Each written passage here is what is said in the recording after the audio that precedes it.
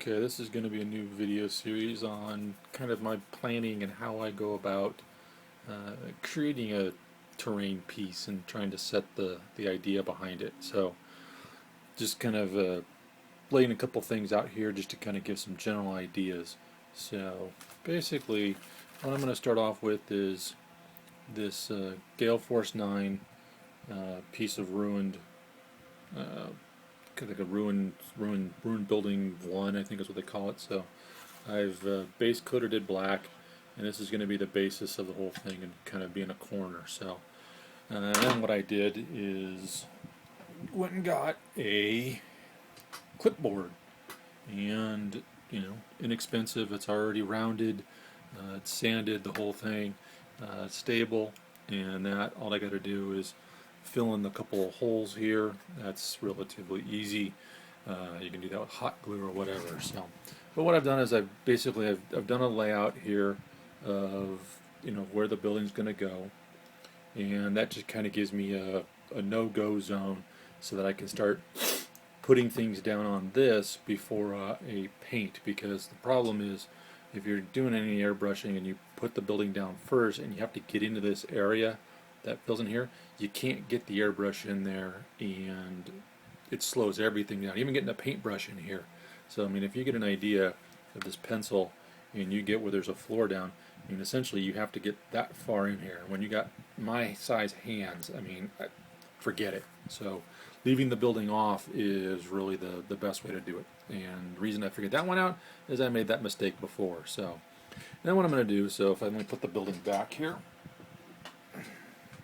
so once you've got that basic layout, that starts giving you an idea of where everything's going to go.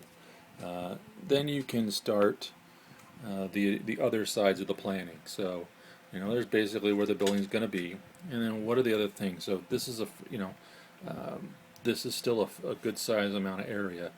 So what I'm going to do here is I'm going to build up like someone's put in a fixed position here, kind of in this corner.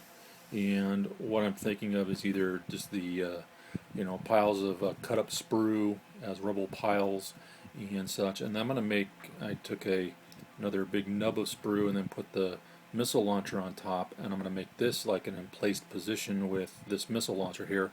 And I can even put like a little special rule that says, hey, there's an emplaced missile launcher here, so if you're in control of this and you put a model on base contact, then you can shoot the missile. So and then give it let's say give it like a certain firing arc kind of a thing. Pretty simple rule. And if you didn't want to, you could just say it's a destroyed weapon. So, and then I start pulling out little bits, just some little chunks of stuff to put in that give it some flavor. The other thing I'm going to do is I'm going to probably then do some razor wire, and then I'm just going to use this. And I love this wire because it's actually got a braided look to it. So when you wind it up, it actually gives a really interesting look to the whole thing. And then when you throw some washes and stuff on it, it makes it really come out. I don't remember where I got this, so unfortunately, as you can see, the label came off, but it makes great, like I said, great barbed wire. And that's just a simple technique of pulling a big spool off of it, wrapping it around something like a pencil or even something skinnier if you want the rings tighter, and then just tacking it down, and you're good to go, and you can hang different things on it. So that's kind of the basis of where this is going to start. Again, so I'll try to show it. So it's not a bad site. So you've got a nice even size second story, and I'm even thinking about maybe putting an additional piece of collapsed floor that would continue to see in here to give this a little bit more texture and stuff like that. And then I'll do some rubble piles and maybe some bushes and weeds and stuff. So around the other sides to give it again some more interest and stuff. So that's the beginning portions of how I do my planning. I don't go too crazy and do too much drawings, but the idea is just to give a visual and then start seeing where things and slowly add pieces until it looks complete. It's as terms I've heard is an additive process. You just slowly start adding things until you find it. You don't try to detail everything in the beginning. I don't work that way. I'm a little more free flowing, and just to kind of see how the piece feels. And as you can see, I've got another bag of bits and leftovers and stuff like that.